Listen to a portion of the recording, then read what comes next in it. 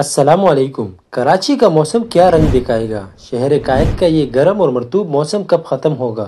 شہر میں سردیاں کب شروع ہوں گی؟ بڑی پیشگوئی کر دی گئی۔ کیا آپ حالات حاضرہ سے آگاہی حاصل کرنا چاہتے ہیں؟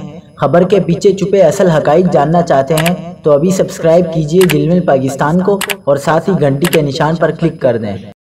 آپ کو بتاتے چلیں کہ کراچی کا موسم دسمبر کے مہینے میں سرد ہونے کا امکان ہے، جبکہ نومبر کے وسط سے شہر میں قدرے سرد موسم کا آغاز ہو جائے گا۔ محکمہ موسمیات کے مطابق آئندہ آنے والے دنوں میں صبح اور رات کے اوقات میں خنکی محسوس کی جا سکتی ہے۔